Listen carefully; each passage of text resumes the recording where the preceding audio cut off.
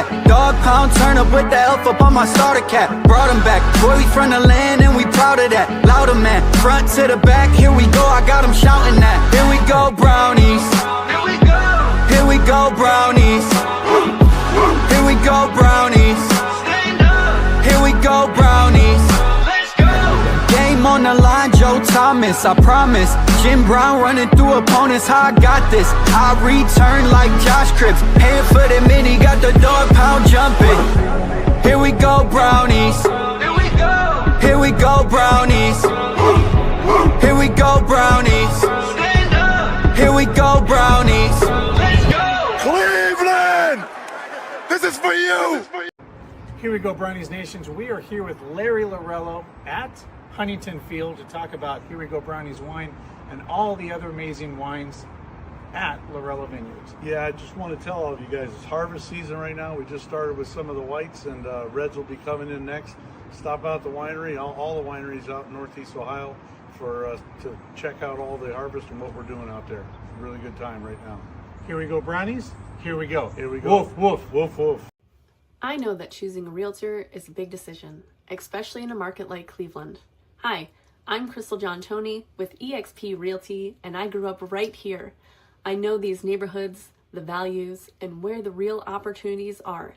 Whether you're buying your first home, upgrading, or investing, I'm here to guide you every step of the way and make sure that you don't leave money on the table. Let's make your next move a smart one.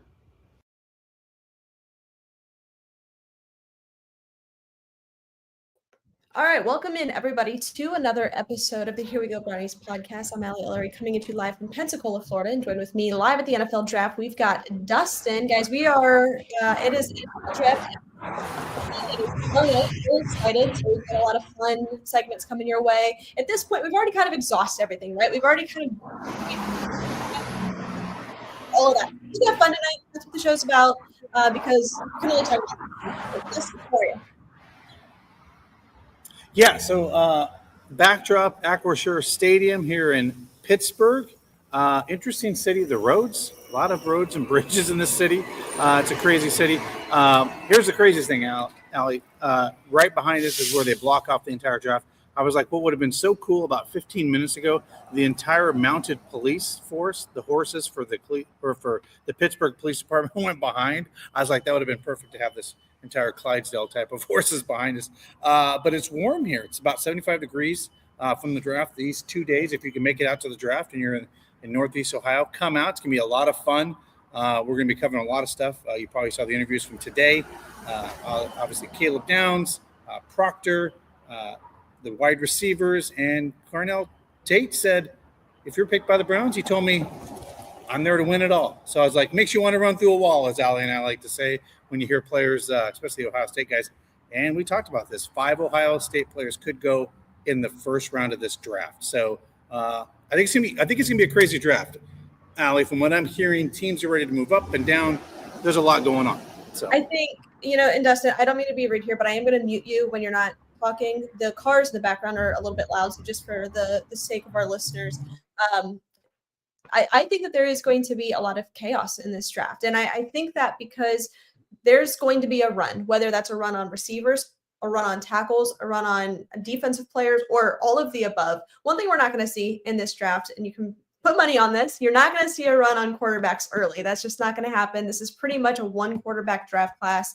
But I do think one of my predictions is that the Arizona Cardinals are going to trade back up into the first round to get Ty Simpson. I think it's possible you could see him going in the first round. We know that the Arizona Cardinals are all in on him. Be crazy to do that at 3. They're not going to do it. I think out of all of the teams, Dustin, in the top 10, Arizona is most likely going to be the first one to trade. I think obviously the Raiders are staying put. They're drafting Fernando Mendoza. Hearing a ton of rumors that the Jets are all in on David Bailey. A lot of smoke with Arvell Reese in the past couple of days, kind of a smoke screen. They're going to draft David Bailey, and that leaves 3. I think you're going to see some teams get hungry, whether that's the Kansas City Chiefs, the Dallas Cowboys, or even, maybe the Giants even pair their 2 first and go up, which would be crazy. Don't do that in New York. But you could see some of these teams get a little bit crazy and go get one of these Ohio State defensive players. I think there's going to be several trades in the first round. We're going to bring David on here in just a little bit to talk about the value of trading the second first-round pick at 24. Last week, we talked about trading 6 and what that value can look like. We'll talk about that here in a few moments. But Dustin, I'm with you. I think that there is going to Yeah, so here's the thing that I found very interesting. There was some Jets reporters here, and there's a little bit about there's some smoke from the Jets about Ty, the quarterback from Alabama as well, which I think that's kind of an interesting thing. And also, I think there's an opportunity where you said there's teams that are going to jump up. I will say this: I got to be up close and personal to him. I thought he was a taller guy. I don't know what he's listed at, but is he only 6 foot? Who are you talking about Ty Simpson? Yeah. He is, I will tell you, he is 6'1". Okay, you're muted. You muted yourself. As I say, I look taller than him, but it's like I manifested this, Allie, just for you, the beautiful horses of the mounted police. So there they are. Just like on cue. There's the mounted police force. We've got a Chiefs fan here in the comments. Curious, who are you interested in? This gets really interesting for Chiefs fans. I think that they're kind of sneaky tackle. You can see it right there. Obviously, they need help at receiver. So curious to see, what fans want the Chiefs to do. I think I like Mansour Delane to them. That makes a lot of sense. But like I said, I think that they're possibly a sneaky team to draft a tackle because, as we know, this is a fairly rich tackle draft. Dustin, talk to us. What's going on? You mentioned you talked to a couple of players, had some interviews. What's it like in Pittsburgh? Yeah, I got to tell you, Roger Goodell was in good spirits. It was a Special Olympics camp that they were doing there, celebrating Special Olympics. So the 16 of the drafts of the players were out there. 16 prospects were out there with the kids. So I was able to grab some interviews with Caleb Downs, Proctor, like I said, some of those guys, but just some great interviews. Look for those on our Instagram and Facebook. I got some nice quick sound bites from them. There was a super fan thing that Larry and the bus we went to this afternoon. They were doing some B-roll. So you'll see all that coverage actually on draft. They're going to roll that out at the draft. So they were doing some stuff. So that was a lot of fun. And interesting enough, of where I'm at, there's a religious group playing music tonight. So if you hear the music, I apologize. But no, it's been great. It's already busy, but I've been to these drafts. It's wild. There's going to be too many people in this small city. It's a good sized city, but it's small for the amount of 700,000 people that they're expecting to do that. And I mentioned these golf carts, as you can see, there's hundreds of them here taking people around because Uber is kind of non-existent in Pittsburgh. So, hey, if you're coming to this draft, by the way, it's $25 and they'll take you anywhere. Get on a golf cart and go. So. Yeah, well, there you go. There you have that. Let's go ahead and bring David on. We've got some things to talk about. Of course, we are going to give you our mock drafts. We're going to have a kind of a scoring system to see who is the most accurate, and then we'll talk about it on the next show, of course. And then, of course, we're going to just have some draft fun. But before we get into that, I do want to talk about the value in trading back. Last week with David, we talked about the value in trading back out of 6, what that can look like and what that has looked like in years past. Tonight, we're going to highlight what that could potentially look like at 24. As we were going over some of the research, he and I, we found some interesting value at 24. So let's go ahead and bring him on. Before we do so, this is brought to you by our good friends over at Stadium Mustard. Guys, if you don't have Stadium Mustard in your kitchen this season, you are doing it wrong. The iconic brand, the iconic taste, from ballparks to backyards and everywhere in between. Stadium Mustard is a smooth brown mustard rich in both taste and tradition. By the way, it is loved by millions, so be sure to head on over to Stadium Mustard. Now, let's bring him on, Dr. David Ellery, the husband of the program, the doctor of the program, and our draft guy. Hello, Allie, Dustin. Hi. Not a lot. It's beautiful. We're in the 80s here in Pensacola, Florida, and life's good. And the draft is tomorrow. Woo! And David is only working from his tablet tonight. We're good? Yes. We're rocking and rolling. We are rocking and rolling. Okay? Oh, by the way, I was going to tell you real quick, Allie, tomorrow, anybody that's here coming to the draft, just Google Ditto, come down here, free Stadium Mustard brats 1 to 5 p.m. Prior to going to the draft. Larry will be here with the bus. Come down, get brats, get your Stadium Mustard, 1 to 5, free. That's right, you heard it, free. Come on down. I I do like free. All right, David, let's get into it.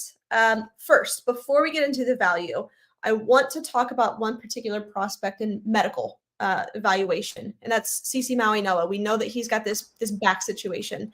Now, with that, so close to the draft, one, I think it's possible that we could see Francis Maui Noah fall a little bit farther than what we expected him to go. If we were doing mocks a couple of weeks ago, we said he's the first tackle off the board and he's going 3 overall, probably to Arizona. Kind of looking like that might not happen. He's got this back issue. So while this is the medical moment, I'd like to just kind of briefly touch on that. If you know anything, especially because he has been, linked to the Browns in some conversations.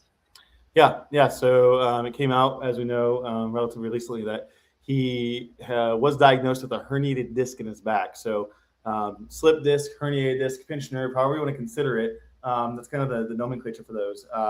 What is it? Essentially, there's discs between the vertebrae bones in your back, and those discs are kind of spongy, and they can get kind of weak and get pushed out from their space and impinge on either a nerve root kind of exiting the spinal cord or directly on the spinal cord itself.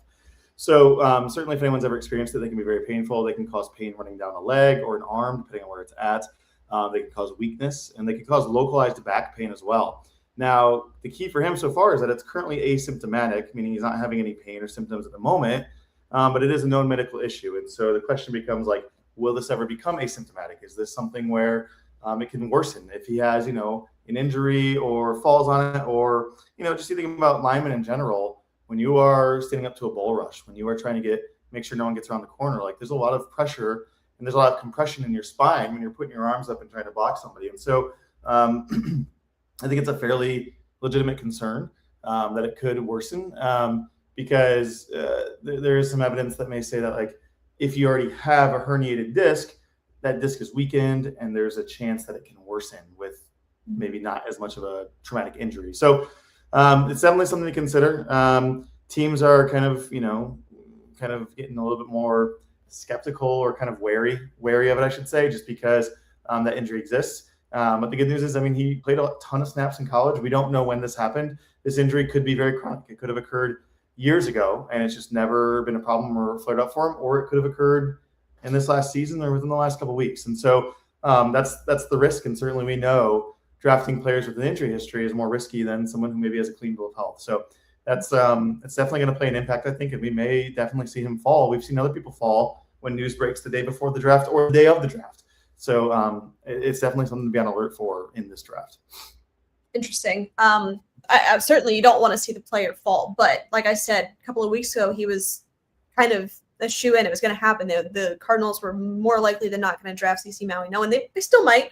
But obviously, given that, I've heard in several conversations with very reputable sources saying, watch for him to maybe fall a little bit just because of that. A lot of teams are nervous about something like that. And you mentioned it, the bull rush alone or just getting pushed around on the offensive line, it can be a big deal.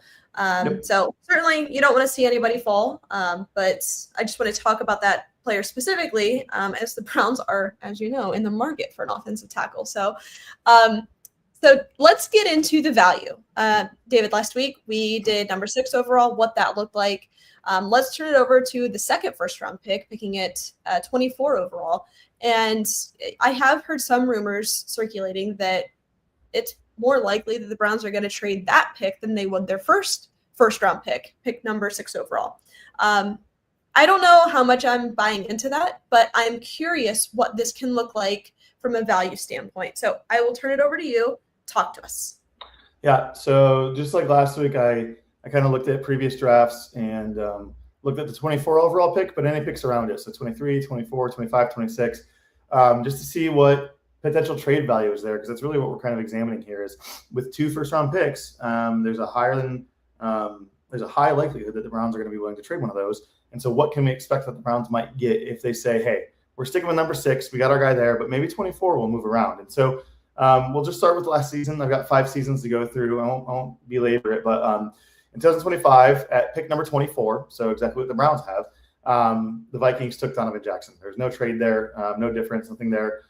So, just kind of get an idea for the players that were going there. But at the very next pick, number 25, the Texans were there, and they traded that to the Giants for picks number 34 and 99, as well as a 2026 third rounder, just for that one pick.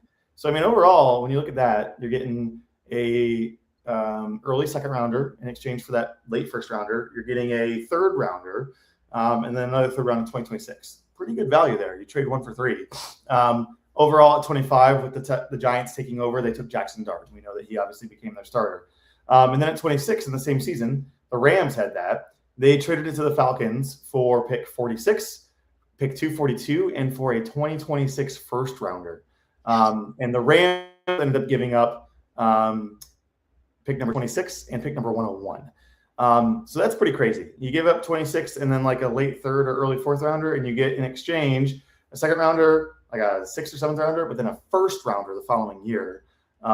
So we don't see that a lot. When I'm going through these trades, it depends on where that first rounder ended up. I don't know which pick it is this year. Actually, it didn't list it. I don't know if you know off the top of your head which it is, but the Rams ended up taking, or the Falcons ended up taking James Pierce Jr. there. And ultimately that did not work out for the Falcons, and they ended up losing a first round pick this year. Which if you're telling me there's a world where you can trade out of 24 and just slightly move back into the second round and get a first next year in what we're anticipating to be a fairly loaded draft. I mean, sign me up for that all day. However, I don't think it's possible. I don't think that's what's going to happen. I think Atlanta was stupid in doing so. And obviously the player that they drafted, has had some legal issues, and we don't know what his future looks like. So it is a really scary thing when you look at teams like Atlanta that get desperate. Dustin, you talk about this all the time. You don't want to get desperate because then they end up mortgaging their future for, a player that got himself into trouble. We don't know if he's going to have an NFL career. So, I mean, I don't know. That's interesting. Let's go through a couple of more scenarios if you have any. But I do. Yeah. So that's an outlier. Yeah. So I mean, and it is. There's not the precedent here really. As I'll get to the rest of these is 24. You trade up to maybe 27 or 28 in the same draft. That's really what it looks like. That's the only one where you're getting a first rounder in the next year's draft, which I think, like you said, much more of a higher risk. So going back to 2024, the Browns had picked 24 in 2024. And this was all a part of the Deshaun Watson trade. And so Browns traded this pick to the Texans. The Texans eventually traded to the Vikings, who then traded to the Jags, ultimately took Brian Thomas Jr. So just more for what's available, what can come out of this pick. I mean, that's a wide receiver one. That's a starting wide receiver one who produced greatly as a rookie. Maybe not as productive as sophomore year, but like he there's value there, and that's encouraging because we know wide receiver is kind of what's being looked at pretty heavily for this pick for the Browns if they were not to trade. Same year, 2024, pick number 25, the Cowboys. They traded pick number 25 and a 2025 7th round pick to the Lions in exchange for 29 and 73. So the Lions ended up at 25, the Cowboys ended up at 29, but they also got a third rounder in the same season. So again, you're going back 5 spots, but then you get a third rounder. I don't hate that, especially if you think your guy's going to be available for you 5 spots later. The Lions ended up taking Terry and Arnold at pick 25. Jumping back to 2023, pick 24, the Jags had it. They traded number 24 to the Giants for pick 25, 160, and 240. So, I mean, they literally moved back 1 spot. But the Giants clearly wanted their guy and gave up a 4th and 5th rounder for that one, or a 4th and 6th rounder. So, again, pretty good value there, where if you think you're only going back 1, your guy's going to be there, and then you get a couple more later in the draft. Giants ended up taking Deontay Banks. And then pick number 25, actually, I'm sorry, Deontay Banks was taken there, but actually the Giants then traded 25 for the Jags. We traded to the Bills for 27 and 130, and the Giants took Dalton Kincaid. So the Jags went from 24 to 25 to 27, ended up getting 160, 240, and 130. So they ultimately traded 1 and ended up getting 4 in that draft that year. So the Jags made some pretty good moves there, and then the Giants ended up taking Dalton Kincaid at 25. So there's a lot that you can get done in terms of moving things around with this late first rounder. 2022, the Cardinals traded pick 23 to the Ravens for Marcus Brown and pick number 100. So you get a player and then pick 100. And then the Ravens ended up trading that pick to the Bills for pick 25 and 130. So it's kind of similar what you're hearing here. Mid-20 pick, you can end up moving back a couple spots, but then also get maybe a fourth and a fifth rounder, third rounder. And similarly, the Bills traded pick 25 in 2022 to the Ravens for 25 and 130, or 23 and 130, excuse me. So that's kind of just to look at it. I got one more 2021. There's a lot happening. Oh, well, interesting. In 2021, the Rams had picked 25, and they traded that and pick 130 and a 2020 pick to the Jags for Jalen Ramsey. And then the Jags took Travis Etienne. So, I mean, like, that worked out for both teams pretty well. So, like, just like we talked about last week, I think kind of my conclusion here is don't be afraid or don't worry or be too fearful if a trade ends up happening with the 24 pick, because there's a lot of value you can get for it. I would say ultimately what you can expect if you think the Browns are going to have trading out of 24 would be likely something later. So just trading back with one of the teams behind them, getting into 26, 28, 29, something like that. But then also expecting maybe a third or fourth rounder as well, or like a fourth and a sixth. So you could get 2, maybe 3 picks out of this. And, you can do a lot of maneuvering. Now, once you get into the 5th, 6th, 7th round, like, the value maybe drops pretty significantly and you're not going to hit on a lot of those guys. But if you can get later first rounder and then a third rounder, I think that might be worth it if you expect somebody's still going to be there later in the first round for the position you want. Yeah. Outside of a couple of years ago when Atlanta did that, there really is no precedent for these late first round picks to essentially turn into a first next year in most capacities. Outside of that was pretty chaotic. And even that, it doesn't always guarantee you a lot of second round picks either. It really is, you're looking at moving back a little bit, potentially acquiring a second, but most likely a third, right? I mean, that's kind of the precedent here. Yeah. There was only, I think, one example where someone ended up getting into the second round, but they were completely out of the first round of that pick then. It was the Texans last year.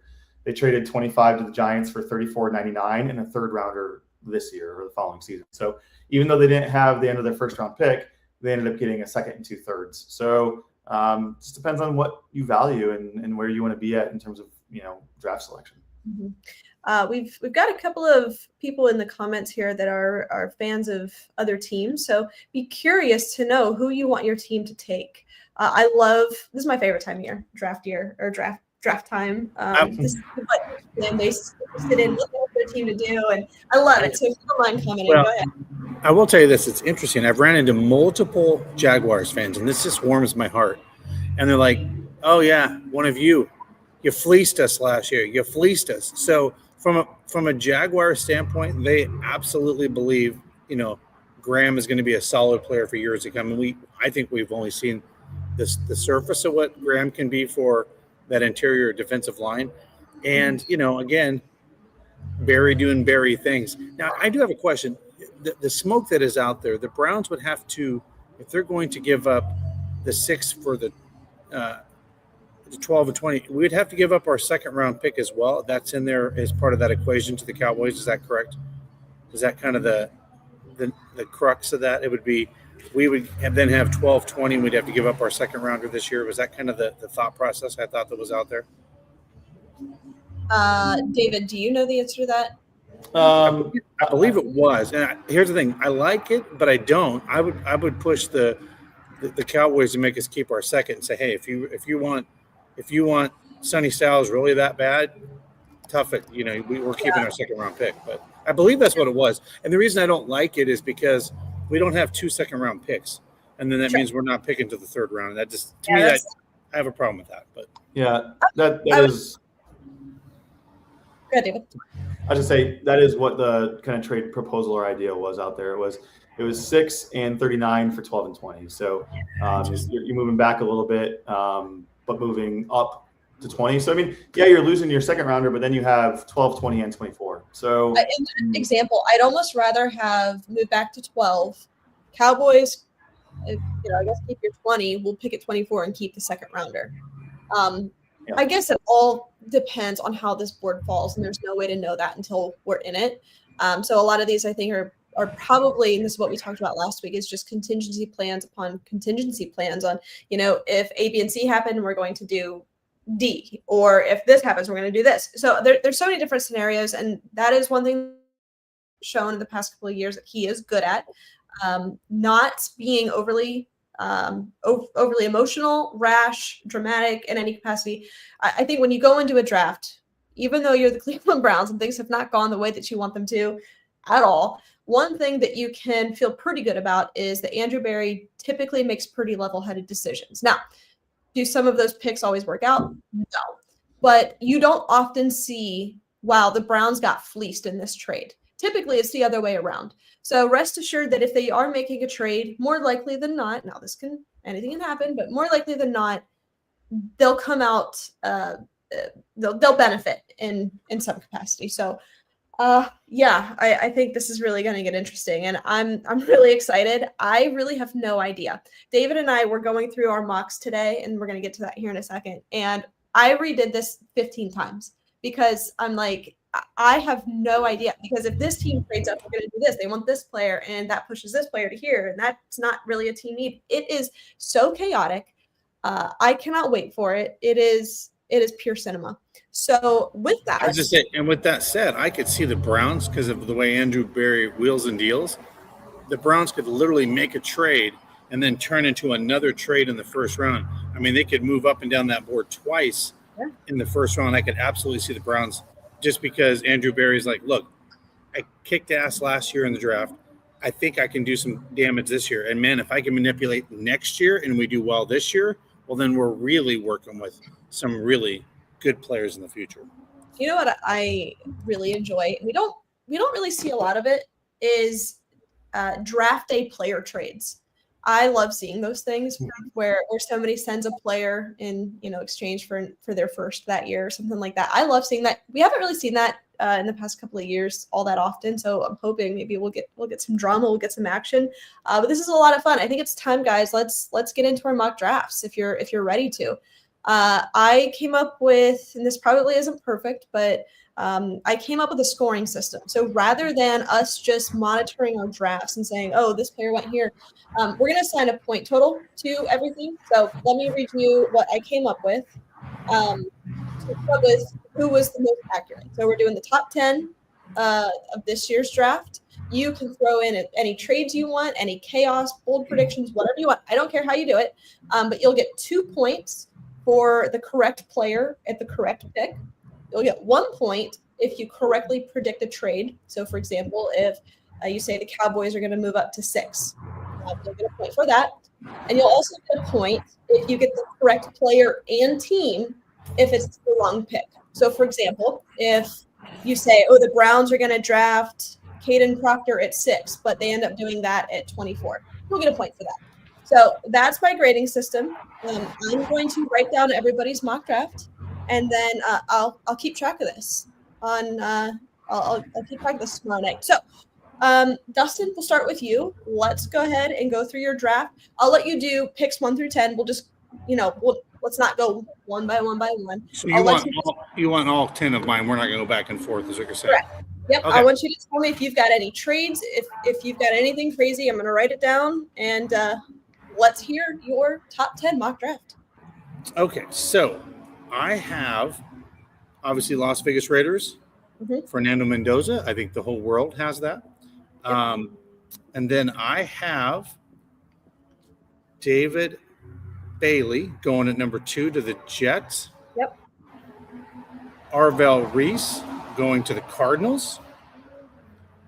Sonny Styles going to the Titans.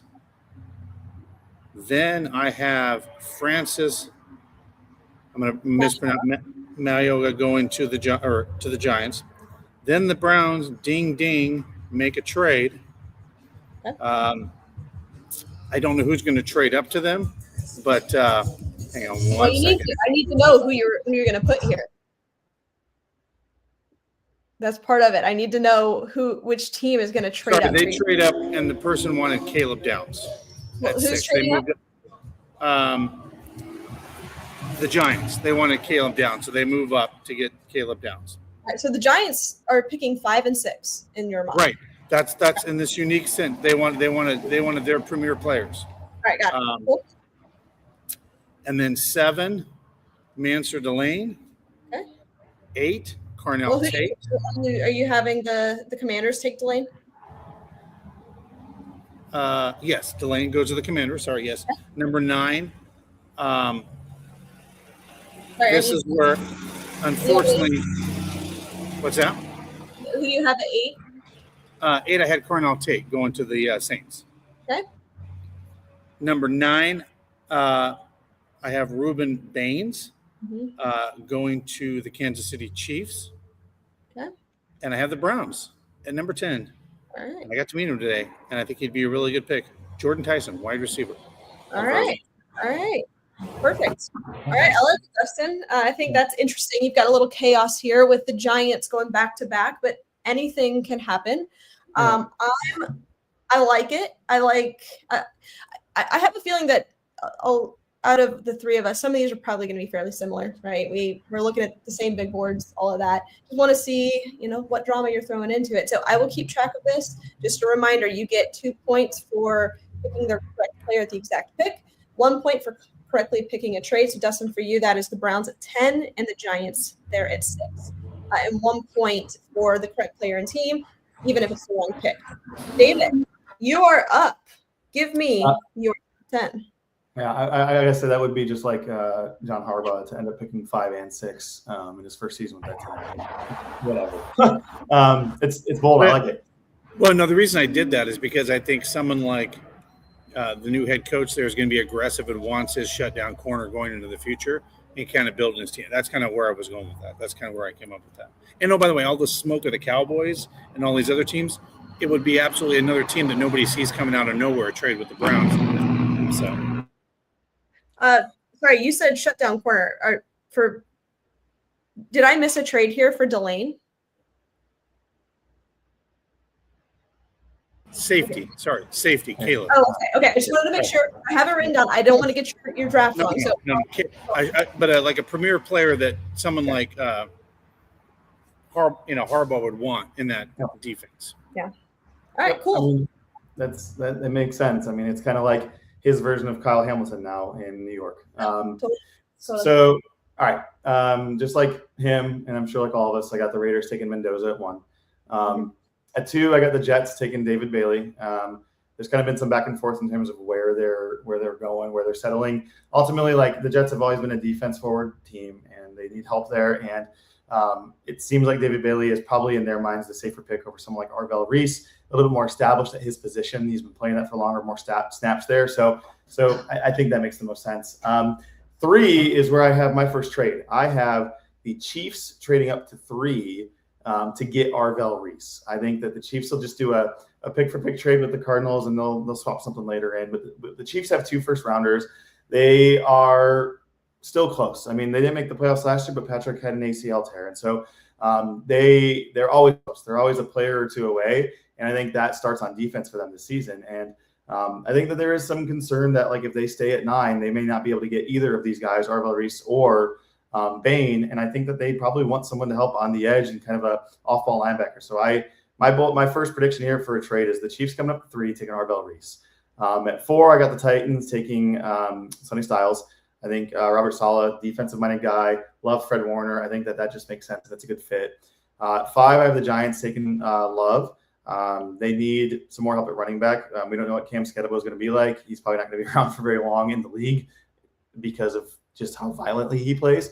And again, it's just this is a hallmark player. I mean, I hate making all these associations, but it's just so relevant to us. Like with Derrick Henry in Baltimore and Harbaugh there, this is another player who can be monumental to an organization.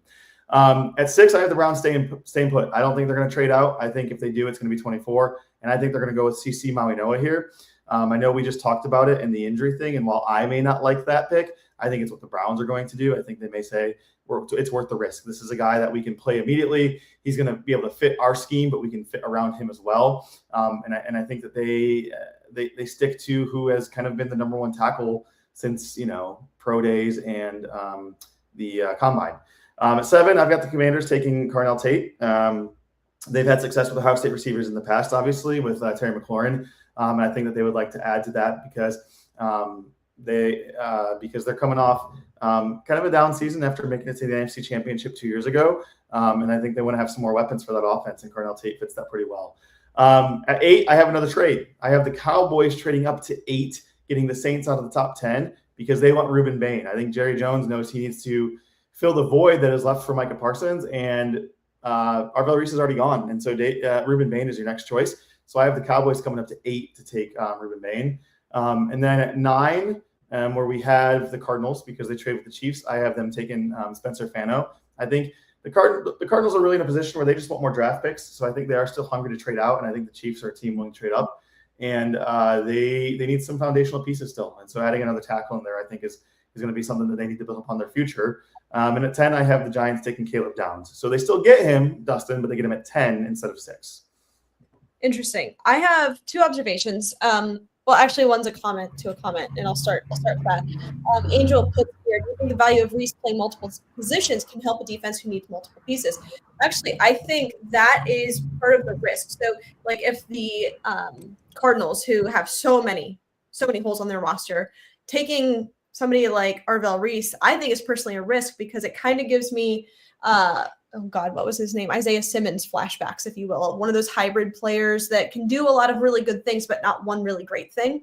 And I think that him going to a team like the Chiefs or kind of a ready-made team will allow him to, one, just elevate to the player that we think that he can become, but really just showcase his multiple skill sets, if you will. So I think that's a really interesting spot for him, David, Arvell Reese to the Chiefs. I hate it because I think it'll work really well, and I don't want that to happen. But I think Reese is really dependent on the team that he goes to. A ready-made team, with a good defensive coordinator or defensive-minded head coach makes a ton of sense. But to somebody like the Cardinals, that would really give me pause, especially as an Arvell Reese fan, as an Ohio State fan. You want to see these guys succeed. My next comment actually has to do with Dustin's mock. Dustin, I'm surprised by this. You're so high on this guy. You had Jeremiah Love falling out of your top 10, and I'm surprised by that. Well, that was my top. I mean, that was our top 10. My other draft that we may do for the Browns may be different. So I was just having a little fun. So I'm still high on Jeremiah Love. No. I just mean for our predictions, right? Like this is to see who has the most accurate draft. So I'm curious why you have him falling out of the top 10. I'll tell you why I have him falling out of the top 10.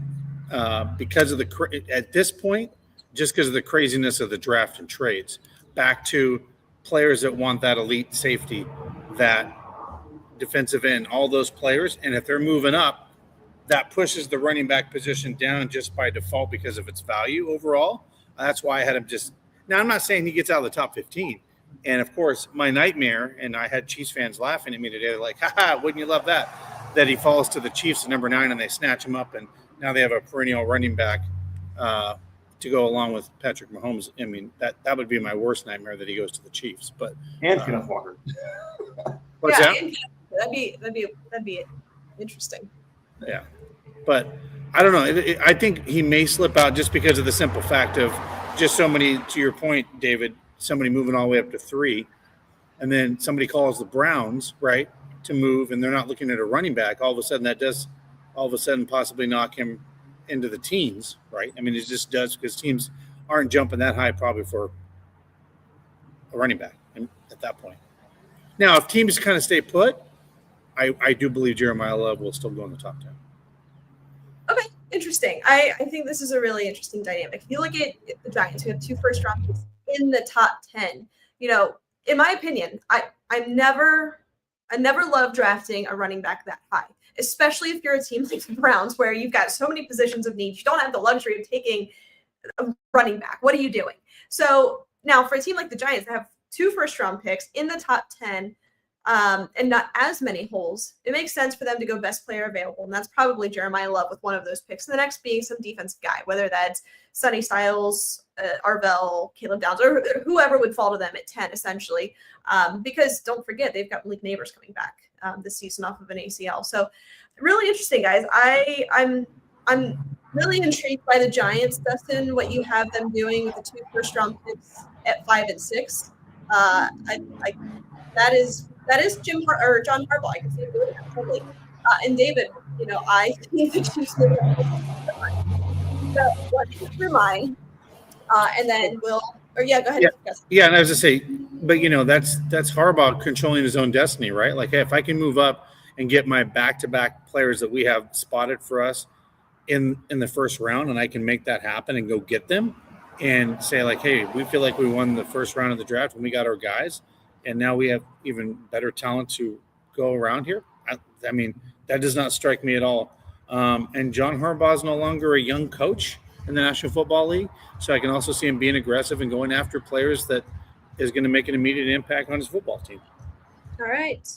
So with me, just like everybody else in the history of the world, number 1 overall, the Raiders are taking Fernando Mendoza. At 2, I have the Jets taking David Bailey. So we're consistent there, everybody.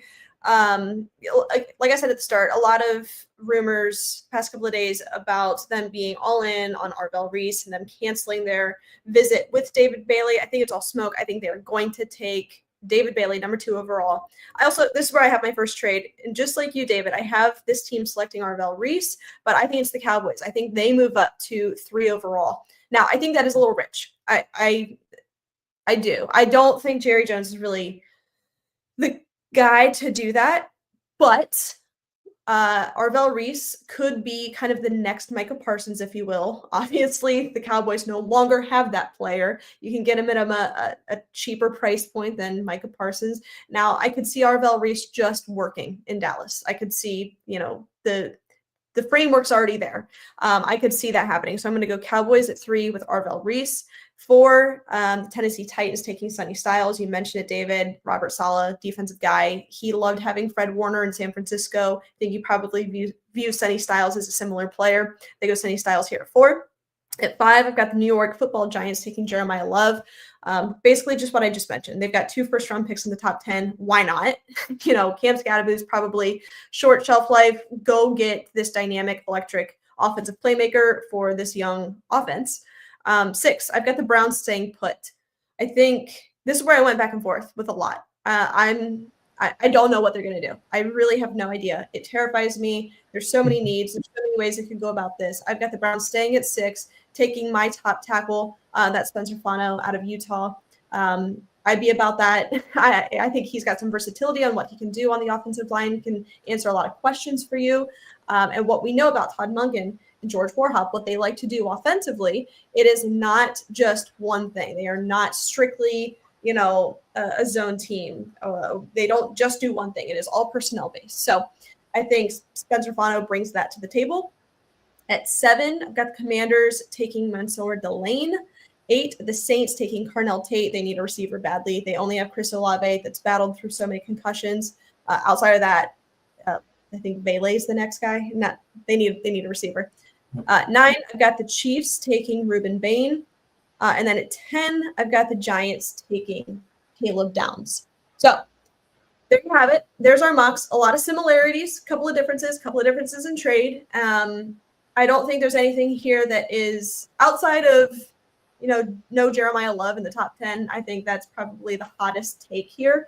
Otherwise, I can see any of this happening in any combination of things. I think that there's probably a world, guys, where there's a team that we haven't mentioned that is willing and able and may just move up into the top 10. I think the Rams are possibly one of those teams. I think, I don't know. I think the Rams are one to watch there. But there you go. There you have it. There's our mocks. We will come back at you next week on who won. What do you got? Allie, I want to add something really interesting to your point about smoke and smoke screens and everything in the NFL draft. When I talked to Caden McDonald today, when we had one-on-one interviews, one of the things that was brought up was someone's like, hey, I've heard there's some interest that the Ravens might be looking at you. And he kind of did one of these and they said, well, I didn't have a visit. And that's usually a pretty good indication of a team that may want you. So to your point, just because a team has a top 30 visit doesn't mean that guy's even being looked at. It's all part of the process to get other teams to not realize what you're doing. We may see that tomorrow on draft day where someone like Hayden, he goes to the Ravens. Yeah, definitely. Actually, that kind of brings me to the next segment here. And before we do that, want to tell you about our good friends over at We Bleed Ohio, guys. If you're looking for your official Here We Go Brownies podcast, hat, t-shirt, sweatshirt, all of that, or of course they can do some basketball, football, baseball designs. You need some new sports apparel. Head on over to We Bleed Ohio. They do it right. They do it fast. They're awesome. So please be sure to check out our friends over there. It kind of brings me to my next thing I want to do, and that is, maybe somebody that you're kind of irrationally high on, and also somebody that you're kind of irrationally low on. So just based off of some of the smoke that we've seen, some top 30 visits, things like that, guys that we think could sneak into the first round. I want to start with you, David. Give me a player that it can be in any round, doesn't have to be just a first round grade, but a player or two that you are just, no matter what, you would love to see your team get this player. Yeah, so I got two. First one I'm going to go with is D'Angelo Pons. I think he is a really, really versatile player. And I know, like, that's not crazy to say him in terms of, like, irrationally high because, I mean, like, he's currently ranked on the PFF Big Board at 43 overall. So, I mean, he's a borderline, middle second rounder. But I could see a world where if a team is just in love with this guy and it fits the need perfectly, that they could get him early second round, beginning of even first round potentially, because I think he's got a ton of upside. He can be a special teams player. He can be a very dangerous returner. He's got a ton of speed, and he's a very solid cornerback. He knows how to play the position, and I think that he was a major part of why Indiana won a national championship last year. And so he's someone that I think I would be very intrigued by, and I would be very happy to see drafted. The other one that I have in my head, which maybe is a little bit more of a homer pick, is Will Kazmarek. We loved Will Kazmarek with his time at Ohio State after he transferred from OU. And I just think he is a nearly complete tight end. I think he's a very good blocker, and that's really what they brought him in for at Ohio State. But he showed that he can get out there and catch. I mean, I think he had like 14 catches on 15 targets last season. I mean, something where like he catches balls that are thrown his way. And so when you think of like the Browns, who, right now you've really just got Harold Fannin Jr., who's an excellent receiving tight end, but not a true inline kind of tight end one. You're looking for maybe another tight end in this draft. And I think Will Kazmarek is really low on the total tight end list, but I think in the right situation, he could be, I could see him going in the third round potentially, just because like he's got it all. I think he's a complete package, and he goes out there and grinds. Like, I mean, the guy works really hard, and we saw him at the Senior Bowl, and he's a big body. He gets out there. He's quicker than you think, kind of getting up into like a just a quick release route. So those are the two that I kind of have in mind just when I look at overall this big board. Mm-hmm. So what about you? Is there anybody that you're just kind of regardless of position, that you're just super high on? You are muted. Yeah, so this is interesting. And call me crazy, because we're being a little crazy here, right? This is a little over, like, what could be a crazy situation for the Browns. Browns trade out of number 6. They still get their wide receiver. They still get their tackle. And because of the connection to Todd Monk, and the Browns at 24 take Ty Simpson, they get a quarterback, a wide receiver, and a tackle all in the first round. It may sound crazy, but I don't know if it's that crazy. I have heard some of those things, but I just want to know, not what the Browns are going to do, like what you think. Is there a player that you, Dustin, you're the GM of the Cleveland Browns, somebody that you are kind of irrationally high on, regardless of position? Oh, I think Jeremiah Love, just because of how versatile he is as a player. And honestly, I mean, some of them made their references to he's another McCaffrey because of everything that he can do at that position. And the Browns don't have that kind of guy that can do that right now, and he can make an immediate impact. So would I be happy if the Browns at number 6 took Jeremiah Love tomorrow? Absolutely.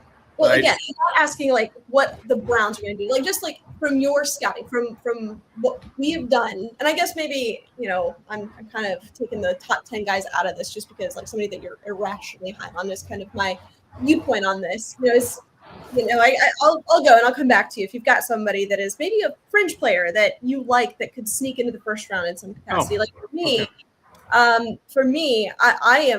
I love Keelan Rutledge, the guard out of Georgia Tech. I really like this player. I think regardless of where he goes, in the NFL draft, into what team, I think he is going to be a day one contributor. He's got great size. He's 6'4". He's got decent arms. I mean, he's explosive off the ball. He's very athletic. And I think similarly to Spencer Fano, while he's not going to be a tackle, he still has versatility on the offensive line. He can do a lot of things. He can move around. He's not just a one-trick pony. For that, I've got him. Also, another guy that I really like, and probably a first rounder, most likely a first rounder, but I really like this player. The more I learn about him, the more I like. I mean, kind of average size. He's not, he's not a huge red zone target or anything like that, but he's very versatile, and that is something that I think this team needs. We've got a lot of guys that can do a lot of the same things. We've had that issue for years. He's flexible. He can do a lot of different things. Very competitive. He's tough. He's reliable. He's got reliable hands, and that's what I like. That is something that this team hasn't had in a long time. So I'm kind of irrationally high on those two guys that I'm just pounding for those two. Dustin, I don't know if you've got anybody that you're high or low on, but I'll turn it over to you. Yeah, I mean, obviously, if there's a run on wide receivers, I do like Denzel Boston because of his big body, physical receiver. I mean, I would sign me up for that all day long if we're able to grab him, if there isn't a run on wide receivers. But Denzel Boston, I mean, I'm a Boy State guy, so I watch a lot of West Coast football, but give me Denzel Boston, the wide receiver. Yeah, okay. From Washington. All right. Same vein, and David, I'll start with you here. Some of you are like kind of low on. Maybe that is a consensus, first round pick or whatever, and you're just like, I don't know, I can't get on board with it. Is there anybody you got? So real quick, I want to comment on yours. Keelan Rutledge is a hog molly. That dude is gonna be awesome. I mean, like, he's creeping up there like Jennings Dunker level, I think, in my brain a little bit. Truthfully, I was actually expecting you to say EMW, Emmanuel McNeil Warren. I know you love that guy. And I know he's projected 21, but I mean, like, let's take him at 12. Like, I mean, that he seems like he can be a day one contributor as well. So I was expecting you to bring him into it, but either way, I love the ones you brought up. So for me, someone I'm irrationally low on, and I cannot explain it. I don't know why, but it is Casey Concepcion. I don't want him. I don't want him on my team. I don't know why, but there is just something that rubs me the wrong way. I don't know if it's because he goes to A&M and I don't like A&M, or if it's because he is small and like kind of a gadget player. But maybe it's because I'm framing it in the idea of like who I want the Browns to take at 24, and it's not him. But I don't want him. I want a wide receiver one. I want a big body, go up and get the ball kind of guy. I don't always see these gadget players as the guys who get your team over the edge and get you to the Super Bowl and things like that. And I know, like, he's an inch shorter and 10 pounds lighter than someone like JSN, the best wide receiver in the league last year. So is he truly just a gadget player? But I mean, I feel like that's more of the description that he's had is this little speedy, quirky guy. And I don't know. It's not for me. There's something I don't like about it. Dustin, what about you? I interviewed him, but I mean, there's all this kind of, he may fall to us, and that's Proctor. There's been comments about his feet work and stuff like that, but that's kind of one of those, there's some of that, but he's also a big body. What is he, 6'8", I believe, something like that. He's a big fit. I mean, I saw him. He looks smaller outside of pads today, but he looks like a beast in pads. But that's a guy that you worry about his feet work, right? I mean, we talk about Joe Thomas. It's all the importance of the feet work, right? And every inch counts, and every step you make towards that planted foot when you're getting ready to, I don't know. That's just one Proctor, But again, we also have a very good offensive line coach that he's well regarded in the NFL, and maybe he can fix that. But there's a hell of a possibility that Proctor is going to land to the Browns, and he might be the guy if we don't go with a tackle at 6. For me, guy that I'm low on, and this is somebody that I was very high on weeks ago, but I've now moved him to I'm a little low on him. Like, I just don't have much of an interest here, and that's Monroe Freeling. I think that he's a project, and that's why I don't like him. I think he's going to be a good player for a team that has the luxury to wait on that. I think that the current construct of this offensive line, the Browns don't really have that luxury. I think that they need to have somebody that can come in and contribute right away. And for that reason, I'm just a little bit lower on Monroe Freeling than I have been. He's not as athletic as some of these other guys. He's not as versatile as some of these other guys. And he just hasn't had the amount of snaps as a lot of these other guys. And one thing we know about Andrew Berry, what he likes to do, it's high production players at big time programs and universities. Certainly Monroe Freeling, he's played at a big time program, but the production snap count just isn't there in the same capacity as some of these other guys. So for that, I'm a little bit lower. I'm a little lower on Mekhi Lemon than I was at the start of this. And possibly just because he was weird at the combine, that could be it. I don't know. But that's what I've got. After these ad reads, guys, here's what I want to do. I want to make some predictions, and I want us to predict the Browns' first 3 picks in the NFL draft. We will include this into our predictions and see who is, the most accurate. So before I do that, while you guys are thinking about it, I just want to give a quick shout out to our friends over at City Barbecue, guys. If you're wondering what you should have for lunch, dinner, or maybe a catered event, it's City Barbecue. They're the best in the business. They've got award-winning sauces, sides, meats. They do it right. They're very friendly, very easy to work with. As I mentioned, they can cater your event. If you got something coming up, whether it's a wedding, shower, corporate event, whatever, they've got you covered. So please be sure to check them out over at City Barbecue. So let's do that. We're only going to predict the Browns' first 3 picks. Now, it could be via trade, whatever. It doesn't matter. Doesn't matter. Just the first 3 picks of this year's draft by the Cleveland Browns. Give me your predictions. David, let me start with you. All right. So first, the Browns' first pick, I'm going with Francis Mauigoa. Okay. I'm sticking with that in terms of like my mock draft 2 for the top 10. So I think they're taking CC with the first one. And I'm saying they're staying put. So then at 24, I think they're taking Denzel Boston. Maybe that's my bias because I don't like Casey Concepcion, but I think he's going to be available, and I think that he is going to fit the mold for what they want. They don't have a wide receiver 1. They don't have a true X receiver, and he has the potential for that. And then in the second round of 39, I think they're going to go Zion Young. I think that looking at what's available and kind of the needs of the team and what's kind of the value there, I think that this is a really good fit. He's better against the run than he is against the pass, and I think he can really complement Miles on the opposite side of the line. He can solve that problem and kind of, they've been dancing around and we've had, some decent players on the opposite side, but I think he's someone who has a lot of good SEC experience and someone that can really kind of come in, contribute pretty early on and help bolster this defensive line. And that's my first 3 picks. All right. I like it. Dustin, what do you got? Give me your first 3. Mine with this draft, for the purposes of this, I'm going to go, they stay put at number 6. And they actually go Spencer Fano. Okay. The tackle out of Utah, because of his versatility and being able to play all along the line. We know the depth is always an issue with the Cleveland Browns line. So this is more of a fix and also a good player. 24, Denzel Boston, the wide receiver, big-bodied receiver, can be that number 1 for us. And then I've been doing some research on this guy. The safety, Emmanuel McNeil Warren out of Toledo, be a great guy in that safety room at number with that pick at number 3. All right, cool. I actually wrote 2 down because I wasn't sure. I didn't want to have something too similar to you guys. So I'm gonna go with my second one here. The first one, which I'm just putting it out there, I'm not going to use as my prediction. I just want to read it. I went with Spencer Fano, Tyson, and Emmanuel McNeil Warren. But for the sake of this, I would want to change things up a little bit. I'm actually going to go with Carnell Tate with the first pick, Caden Proctor with the second, and Emmanuel McNeil Warren with the 3rd pick. Listen, guys, I think out of any of those, I wouldn't be too upset. I'm interested. And then the other one that I did, if I went Fano, I probably would have considered Omar Cooper Jr. there, but that's just my own personal bias. I really like the guy. But we've got some tangible things that we can pay attention to. So we will keep you posted on who's the winner of all of these fun little contests that we're doing. But Dustin, before we wrap, do you mind telling our listeners about our good friends over at Primetime?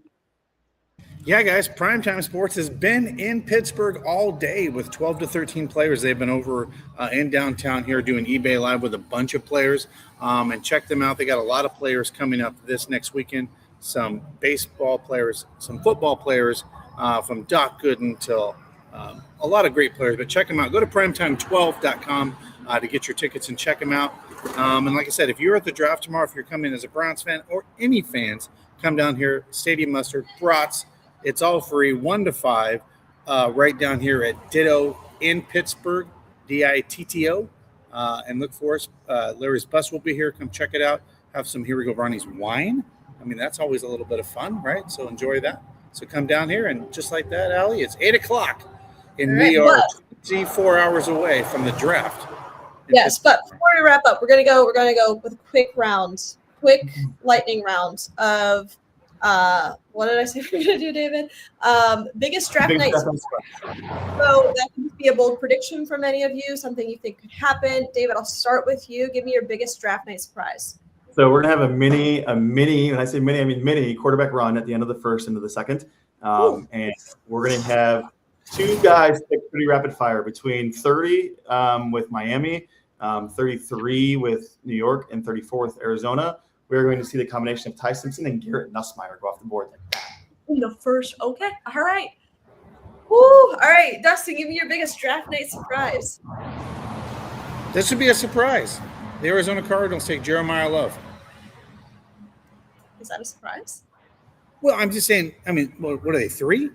I mean, that's really hot for a running back, right? I mean, I guess it could be. I think I've seen some rumors of that happening. Or I mean, we can use my surprise of Simpson going to the Browns at 24. I mean, that would create some shock on opening night. Yeah. So for me, and this isn't like that spicy. This isn't a huge surprise, but I think we're going to see a run on tackles and offensive linemen. But I think my Thursday night, first round of the NFL draft, I think we are going to see 1, 2, 3, 4, 5. I think we're going to see 6 tackles drafted in the first round. And I know that's kind of boring. It's not like a quarterback pick or anything like that. But, I mean, let me just read you a couple of names. CeCe Mauigoa, Spencer Fano, Caden Proctor, Blake Miller, Monroe Freeling, Caleb Lomu. I mean, you got Jennings Dunker, Ian Aquar. You've got some dudes. So I think that there's going to be a run. And when maybe like the first or second or the second or third, tackle goes, we're going to see some teams maybe trade or start to get really anxious about the tackle situation. So I mean, that excites me a little bit too, because that means my guy from Boise State, Cage Casey, that means he moves up significantly, probably to a day, maybe a second or third rounder. I know he's projected 4th, but man, you run on tackles, that means people like Cage Casey at that next level, I mean, they're moving up because now people are going to get guys they couldn't get. Yeah, so. There you go. Well, everybody, thank you for joining. This is a lot of fun. Really looking forward to tomorrow night. We will keep you posted on everything. So we will let you know on who wins these little segments that we did. But really looking forward to it. Have fun. Maybe have a nice meal, maybe a beverage, or however you want to celebrate. But enjoy the NFL draft. And I was going to mention, look for possibly an interview tomorrow. I will have access to the players post draft. So if the Browns player is there and we don't do something absolutely crazy, look for a post-game interview from the Browns' first selection in the draft tomorrow night. So all right, there you go. Well, thank you everybody for tuning in. We appreciate you. Stay safe, stay healthy, and as always, Browns fans,